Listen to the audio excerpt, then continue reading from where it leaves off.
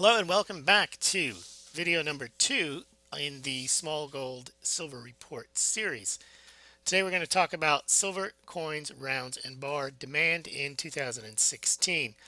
Silver coin demand fell 16% in 2016 after a record year in 2015. Now we pulled the data from the sovereign mints, either directly from their website or from phone calls directly to the mint. And the U.S. Mint, as we know, fell from a record year of 47 million American Silver Eagles. But what I've done is I've included in the U.S. Mint calculations not just the Silver Eagles sold, but also the America the Beautiful coins. And this last year was the second best year for America the Beautiful coin sales. So instead of having a 47 million number here, you have 48 million 60,000 ounces is instead of the 47 million that will reflect the American Silver Eagles sold in 2015. Now, in 2016, total sales were 39,144,000. And then the Canadian Mint came in second. Now, the Canadian Mint, as we'll see, was did list their 2015 numbers at 40 million, but they've revised them down to 34.3 million, and we'll see why in a minute. But the Canadian Mint, even with the revised 2015 numbers lower, the 2016 numbers came in lower still. Perth Mint had a big year in 2015. Most of those sales occurred in from September to December in 2015. So they sold 13.5 million in ounces of total silver at the Perth Mint. That includes not just the kangaroo, which was introduced in September of 2015, but also the kookaburras, the koalas, and any other bars and coins they may issue during the year. So that's 13.5 million ounces. In 2016, they sold just 12.2 million ounces, but that is still higher than prior years. So that kangaroo coin really turbocharged their sales. The Austrian Mint fell from 9 million ounces to 3.4 million ounces. I got those numbers directly from the Austrian Mint. Chinese Mint looks like they sold 8 million of the 1 ounce silver pandas in 2015, but in 2016 they sold about 8 million in the 30-gram size, which is smaller. As we'll see, the Chinese Mint also sells the kilogram size and a couple of other sizes of pandas. So there's a little bit more, probably another million ounces of silver sold at the Chinese Mint. The British Royal Mint is tough to get a read on what they sell. They used to report their silver sales in their annual reports for early on in the 2012-13 era. They've stopped doing so, so those are estimates. The Mexican Mint, those are real numbers. That is the total amount of silver sold at the Mexican Mint. 1 million ounces approximately in 2015, 1.5 million ounces in 2016, and that includes all sizes of the Mexican Libertad, from the 1/20th, 1/10th ounce, 1/4 ounce, 1/2 ounce, 1 ounce, and then they make a larger coins as well. But overall, of the mints that we have reflected here, the sales were down 16% in 2016 from about 120 million ounces in 2015 to about 100 million ounces in 2016. This tells you here what's included in the coin totals, which we just covered. The Silver Institute also includes in their totals, but I can't confirm them, silver sales of the German, Indian, and Hungarian mints. There's a link here if you want to see their calculations on the amounts that those mints sold. Now let's do the United States Mint. So sales of American Silver Eagles fell about 20% in 2016 to 37.7 million from a record 47 million in 2015. Now this coin is the most popular coin in the world. It sold over 500 million, half a billion, since it began production in 1986 through 2016. This is a chart by month in 2016, and you can see January, February, March, April, May were well ahead of the sales totals at the U.S. Mint in 2015. So January through May in 2016, the American Silver Eagle looked like it was going to break the 47 million record and perhaps top 50, maybe even 60 million at that pace. But then if you look at what happened in 2015, the American Silver Eagle sales took off at the second half of the year, but in the second half of the year in 2016, they kind of fell off the table. And you could see then these red reflect how low the sales were in July and August post Brexit. World didn't come to an end. Prices were elevated also in July and August, right in this area. So a lot of people probably curtailed their buying at that point. Sales somewhat rebounded towards the end of the year, but the year finished lower than 2015 by about 20%. Also, 2016 was the 30th anniversary of the introduction of the American Silver Eagle coin.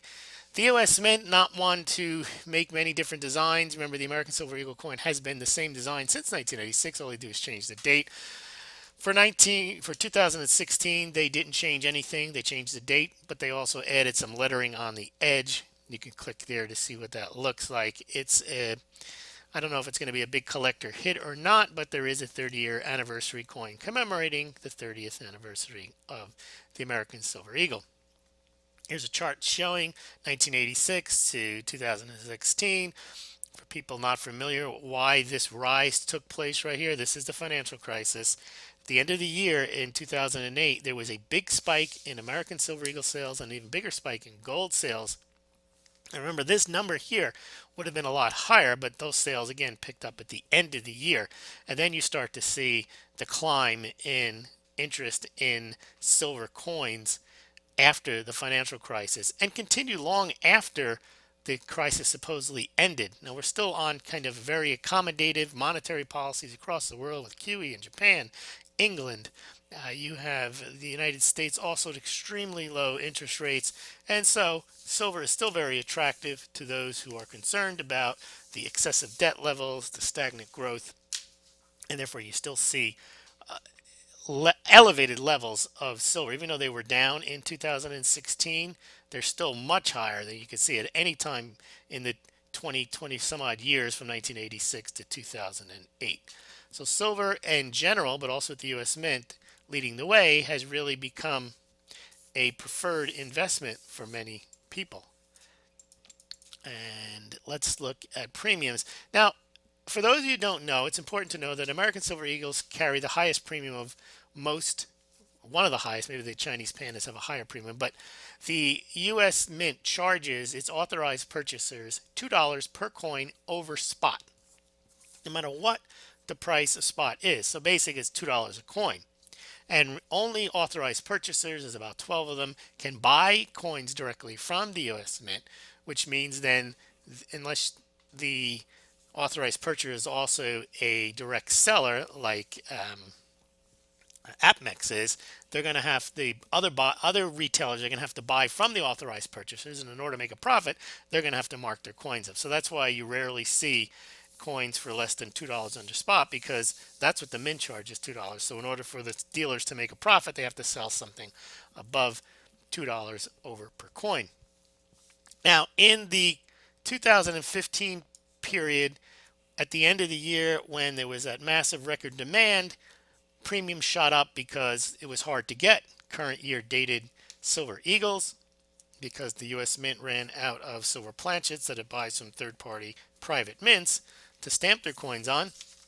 So they were in short supply, and premiums went up to nearly 50. Actually, they topped 50%. But since then, they've kind of fallen back, and now we have plenty of Silver Eagles to buy. There's not a shortage, and they're basically you can get Silver Eagles for the last 6, 12, 18 months for something close to the $2 that the authorized purchasers pay. Obviously, you're going to pay maybe $2.29, $2.25 on special, maybe $2.15, but you're going to get something closer to a reasonable markup and not something like the 50%. Track that, because when there is a shortage, you will see it spike up. But this was a very extreme circumstance right here in September, October 2015. Here's a chart.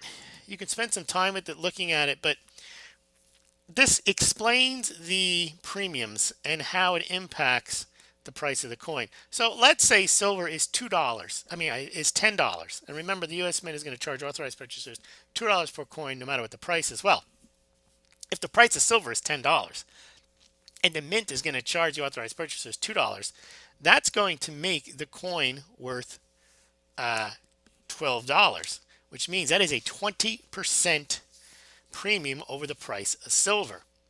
Now, the dealer's going to have to add something on to make money. Let's say it's 50 cents, a dollar. Let's say the dealer decides he's going to sell the coin for a dollar over what he pays the authorized purchaser. So he's going to charge $13.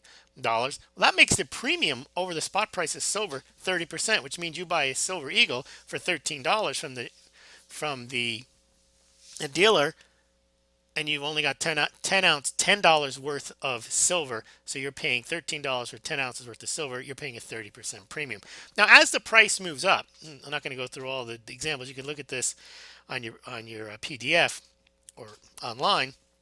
You can see that the premium, the $2 charge, gets absorbed better as the price of silver rises. So when the price of silver is $35, the $2 premium that the mint charges is only 5.7%, whereas when the price of silver is $10, it's 20%. So you can see the sliding scale I've developed for you here. So when silver is cheap, you really don't get the same benefit. And this is an argument for silver rounds when the silver is cheap, because you can get them closer to spot, and as a percentage, $2 is a lot to pay, or $2.50 or $3 is a lot to pay per coin when silver is cheap on a percentage basis. Whereas when silver is $30, $40, $50 an ounce, the silver premium is the U.S. Mint premium is more easily absorbed. Now there is another thing about Silver Eagles. Generally, if they're kept in good condition, you will get that premium back, but depends on where you sell them. Many dealers may not pay you much more than just something close to spot. Something to keep in mind with American Silver Eagles, although American Silver Eagles are also widely recognized. People have different views on whether it makes sense to buy American Silver Eagles, makes sense to buy privately minted rounds, whether it makes sense to buy what they call junk silver pre-1965, 90% silver coins. You can leave your comments below and let me know what you think. I think that there's advantages to all of them. There's disadvantages to all of them, but just something to keep in mind that the premium on U.S. Silver Eagles on a percentage basis is much higher when the price of silver is lower. Now, the beautiful coins, these coins are, I wouldn't say they are shunned, but they do not sell that well. However, they do have decent resale value. And in 2016, you could see they sold 288,000 of them, the highest since 2011. Still not a tremendous number of coins sold. They make each year, they make 5 different designs. They're going to make them for the next, I think it's almost another, so 2021, I believe. Each state is represented with a national park or a monument or something that they pick, and then they put the design on the front. And they're 5-ounce coins. So this number here represents the number of coins sold. This represents the number of ounces. I mean, the most they've ever sold is 2 million ounces of these coins, or not even 500,000 of them. But in 2016, they issued 5 coins again. The Shawnee National Forest, the Cumberland Gap National Historic Park. Those are very high mintages. The Shawnee National Forest, I think, is the third most minted coin in the America the Beautiful series. And then the mintages fell off during the year. They had the Harpers Ferry National Historic Park, Theodore Roosevelt National Park, Fort Moultrie, Fort Sumter National Monument. Oh, you can see 34,200. I've seen people talking about the Krugerrand and how supposedly a limited mintage of 1 million. Okay, well, these things, 34,000. And I think the first 2 in the 2017 series, the Effigy Mound it's under 30,000, and the Frederick Douglass is about 20,000. So these coins, they don't sell in big numbers. I do add them to the total U.S. Mint numbers. You can click here and see all the available coins from 2010 to 2017. Now the Canadian Mint. The Canadian Mint looks like it had a better year in that it did not fall as much from its 2015 numbers, but actually that isn't true. It actually did fall a very good amount from its 2015 original numbers, because the original sales for the Canadian Mint in 2015 was 40 million, and they ended up selling 32 million in 2016. That is a 20% drop, mirrors identically almost the U.S. Mint's drop in silver sales. The reason that there was only a 5.5% drop from 34 million to 32 million at the Canadian Mint was because the Canadian Mint, and I go into more detail, you can click on this video here, had an issue. If many of you may remember, they were selling these interesting coins, these face value coins. And basically, they had in them about a quarter of an ounce of silver in them, but they were stamped $20. However, they were legal tender in Canada for $20. So in a sense, you could have $20 in a coin. You didn't have $20 worth of silver, but you had a $20 coin, and it was the same. You couldn't. They weren't taken at merchants. That was the problem. But you could bring them back to the bank, and you can get your $20 for them. What happened on these coins, however, was they had some numismatic value, but a lot of people bought them and then realized, look, if I'm going to buy silver and I'm going to hold silver, I'm not going to wait for this $5 worth of silver in my $20 coin to go higher. And it's just sitting around. They started to turn them in. Canadian Mint realized, and they're still allowing you to turn them in, that well, if they get returned, they're no longer can be considered a sale.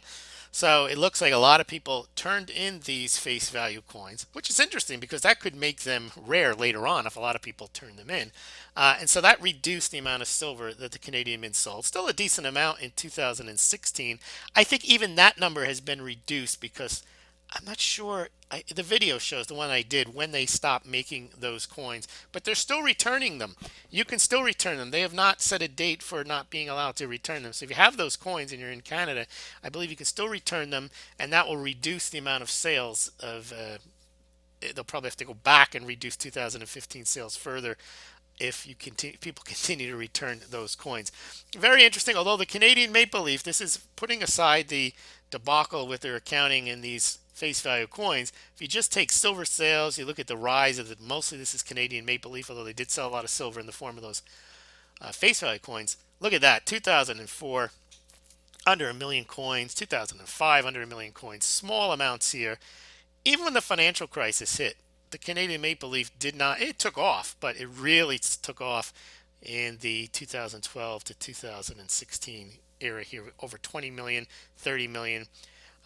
Remember, the Canadian Mint is much smaller than the U.S. Mint for them to approach. Look, if in 2016, 32 million ounces sold, the U.S. Mint sold under 40 million, as we saw above. So it's a big increase for the Canadian Mint. Now let's look at the Perth Mint. Now the Perth Mint fell about 10% in 2016 from 2015. Again, it would have fallen more because remember the 2015 numbers all were lower than they would have been had the Australian kangaroo been introduced earlier and had there been a shortage. So the Australian Mint, Perth Mint, not Australian Mint, the Perth Mint numbers in 2015 reflected about 3 or 4 months of very strong sales. They did not reflect a full year of strong sales. So the fact that they're only down 10% takes into account that 2015 was boosted only for part of the year. So there was a record number of sales in 2015 at 13.5, and they sold 12.2 million ounces of silver in 2016. Look at the chart. Again, it's not a bad year for the Perth Mint, but you can go through that and take a look. You can see they're over a million for the first 4 months. That's pretty good. Even towards the end of the year, they managed to just put together a few months worth of over a million. But here's what I'm talking about. Take a look at what the Perth Mint used to sell from January 2014 to, oh, I've got it included, to 2017. They were almost generally always under a million ounces of silver until boom, look at that. That's the introduction of the Australian silver kangaroo during that shortage period. Now, then they continue to sell over a million, and then it looks like in 2016, after May, it started to fall off a bit. But you can see the bulk of 2015 sales were definitely from September, October, November here, and then the 2016 by comparison, decent, but not as strong as 2015, given the tremendous strength of the September number right there, 3.5 million ounces sold. Austrian Mint, one thing to keep in mind with the Austrian Mint, it is in Europe, and they do charge VAT on silver. Now that didn't seem to be much of a problem in years back, but when the price of silver rose, in the last few years. The Austrian Mint has seen a big drop off in silver sales. Their silver sales fell over 50% from 7.3 million to 3.4 million. These coins are generally the Austrian mints. The bulk of their sales are in the Austrian Philharmonics, an attractive looking coin. You can check them out as well. But there is VAT on them in Europe, which does curb their sales. Chinese mint, as we mentioned, are the pandas. We don't know how many get shipped to the United States, how many are kept in China. I doubt that all the silver sold to Chinese consumers in the form of pandas. They must have other type of silver, but they do make 8 million of these a year. Some of them are exported. That's been pretty consistent. Prior mintages of Chinese pandas, however, much rarer, less lower mintages, and that really started in about 2010. They upped their mintages to 1.5 million, 2011 up to 6, and they've been doing about 8 million coins a year since 2012. So the prior mintages are going to go for a higher premium. But even 8 million, that's a pretty low mintage for a sovereign mint coin. Although they sold fewer Austrian Philharmonics the last few years, 2014, 15, and 16. They didn't sell 8 million. Now let's get the two last ones. La Casa de Moneda, which is the Mexican mint. They sell those Libertads. Oh, I haven't added the percentage there. I'll do that for you in your update. Um, the Casa de Moneda is Mexico's official mint. It was founded in 1535 during the era of the Spanish conquistadores, including Hernan Cortez, and they needed a mint, because otherwise they had to ship all the ore and the silver back to Spain and mint the coins there. So they started minting them pretty soon after they conquered the Aztecs. And that mint is still there today, the La Casa de Moneda. However, they make these coins, these Libertads, in the 1/20th, 1/10th, 1/4, 1/2, 125 troy ounce, and the 1 kilogram size. But they don't make too many of them. Mexico is the number one silver producing nation in the world, and yet their silver production in the form of coins is it's pretty lame. Look, you got 1.4 million Mexican Libertads, 1 ounce. This is the 1 ounce size, sold in 2016, up from 903,000 in 2015. But if you look at the chart, most of the years, well under a million. Right, so you don't have a very robust sales of this coin here. Nice looking coins, but not very much sold. And I would venture a guess that a good portion of these coins are shipped out of the country. And we had on the Small Gold subscriber sound off Fernando Ortega, who says he buys these coins from the Mexican banks, and they don't seem to be a big hit in Mexico. So British Royal Mint, now they make this coin, the silver Britannia, the nice looking coin, but in 2012, 13, and also they have a weird fiscal year. They don't have from January to December, so it's hard to get a read on exactly how much they sell in a given calendar year. But their sales had started to take off, same way at the other mints in 2012 to 13, 2013 to 2014. They started to sell, they started selling 500,000, then 2.1 million in 2013 to 14. And then through news reports and that we managed to follow, it looked like their sales are probably increasing in the 3, 4, 5, 6 million range over the last few years. Really hard to tell. So I don't have a chart on that, but I did estimate them to sell about 3.5 million. The Silver Institute also estimates them to sell in the low single-digit millions as well. Silver Institute also, as we mentioned, covered sales in Germany, India, and Hungarian mints, and they said that those sales rose about 15% to approximately 15 million ounces from approximately 13 million ounces sold in 2015. But overall, the trend was down for sales of silver coins at the sovereign mint in 2016.